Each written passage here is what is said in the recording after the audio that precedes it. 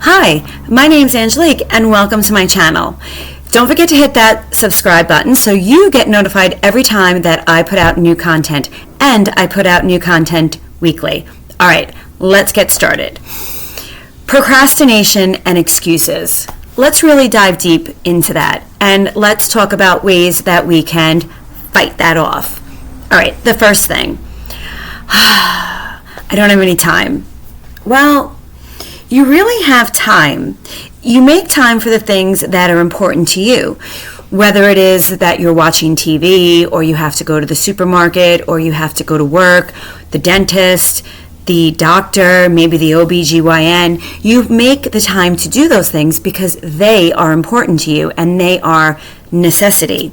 Okay, so for you to be able to do something that's good for your body and healthy for your mind is an excuse to not be able to do it time. Okay, so right there, let's take that off the table.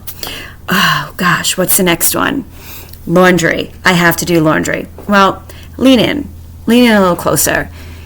The reality is that the laundry will always have to be done. I'm a family of 5 and we do laundry every single day. So the laundry having to get done, it's always going to get done. And now here's the thing that you can do. You could teach your significant other how to do the laundry if they don't know how. You can also start to teach your children. What I did, and I got this tip from somebody, is that I have a basket that they have in their room. When their basket is full, it comes out to the hallway. From there, then it goes into the wash, into the dryer, and then they get it back and they put it away themselves. This way, I'm not separating it all out and having to figure out whose is whose. So that's really time saving. So get each person in your household a basket, wash it, dry it, put it in their room, and teach them how to put it away. Now, you don't need to fold your socks. You don't need to fold your underwear or your pajamas. Just shove that shit into the drawer. It's fine. Don't worry about it. The other thing you can do is start to teach your children the responsibility of laundry. My 19-year-old, I separated out the laundry and then I taught him how to put it in. So we went downstairs and multiple times I showed him how to put it in the washer and then how to transfer it out and put it into the dryer and then dump it on the bed of the person that it belongs to. Get help. It is okay to ask for help. Okay, next, moving on. My house is a mess. Okay, so I'm going to pan. Well, actually, my cleaning lady came yesterday, so my house really isn't that dirty. But what I will say to that is get help. Find somebody that can help you. Hire a cleaning person.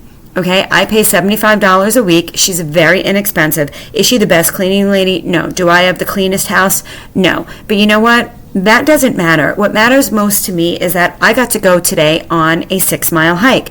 That's important to me. That brings me happiness. I get the sunshine. I get time outside in nature. I'm alone, and I really just walk and enjoy that. Now, I'm not saying that you have to walk 6 miles, but what I am saying is that you have to do something for your health, something that brings you joy. So maybe you can't even afford $75. No problem. I have you covered. You need to have your children be responsible for themselves. So I call my kids in and I stand in my living room. I have an open floor concept. So I'm in my kitchen and they go around and they pick up everything that they need. That's theirs, and they put it into their bedroom. And then I go into the bedroom and I give them a heads up. I'll be in 1 hour, and I count it down, and I have them clean up after themselves. And I've done this ever since they were young kids. I would go in there and I wouldn't clean up after them unless company was coming and we needed to move it along.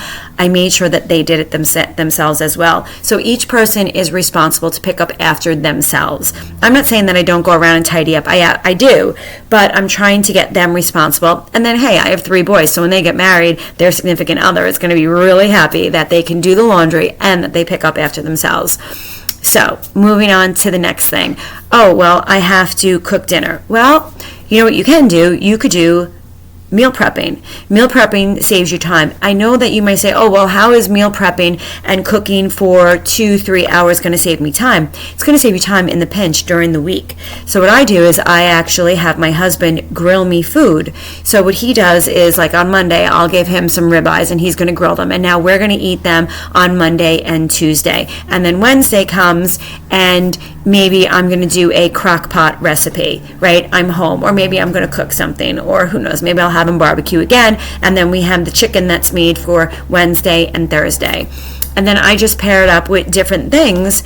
And now my kids are older and they're self-sufficient, I know what I'm about to say is controversial, cold cuts, but, they can have that themselves. They can open up tuna fish. They can take leftovers out, heat them up. You can make pre-made meals just like you would from a meal service. It's going to save you time. It's going to save you money. And honestly, it's good. Your body's going to thank you, because at the end of the day, all these preservatives, they're crap for you. But that's not what this is about. This is about how you can find time to get yourself moving and do the things that you really love to do. All the excuses and the procrastination.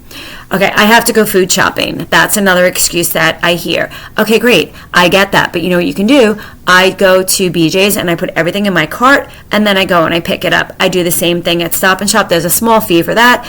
And the same thing for Target, and the same thing at ShopRite. I put everything in my cart, I go, I pick it up, and now that I have a driver, I have somebody who can go and pick it up. I have a 19-year-old that drives. So there's that as well. Don't waste your time doing things that you don't need to do.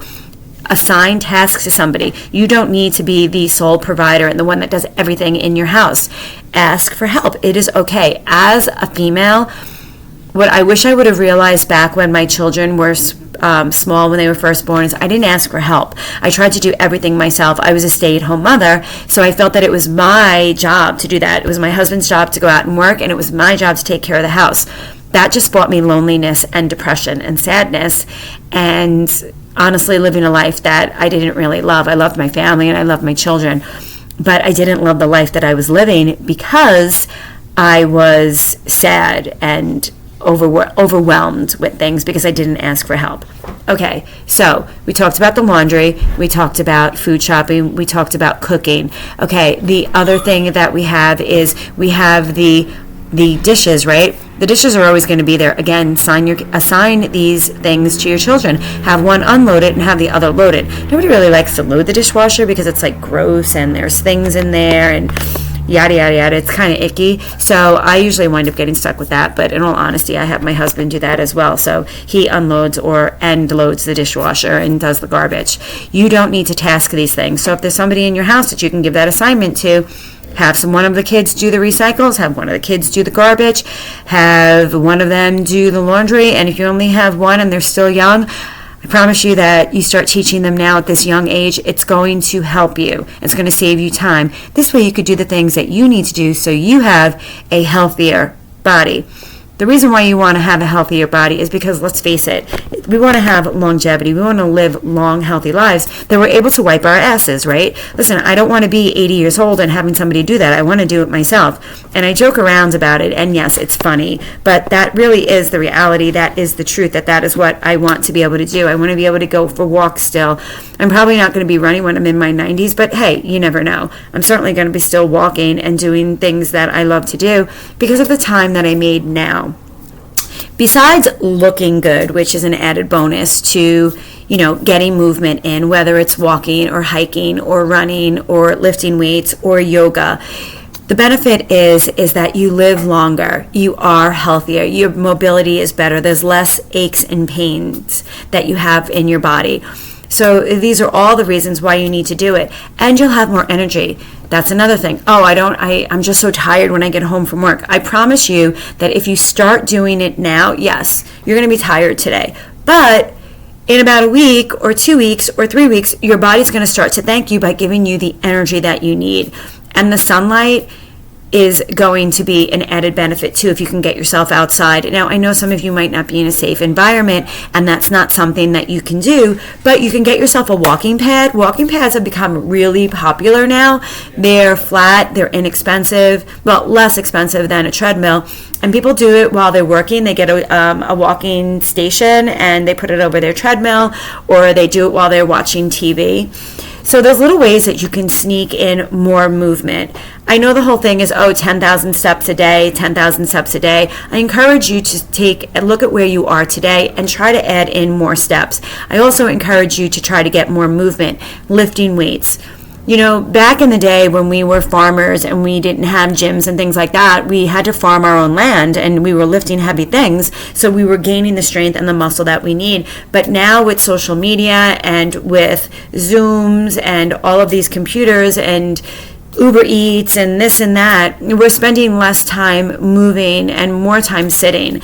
And while obesity for the first time in a long time is going down, our lives where we just sit still is going up. So I encourage you to put away the things that are blocking you from getting moving, put away those excuses, and go ahead and get a little bit more active today, even if it's for 5 minutes, and then it can be 6 and 7 and 8 and build up from there. Okay, I hope this helped, and go ahead and comment below any questions that you may have, and I will see you all next week on the next drop. Bye, have a great day.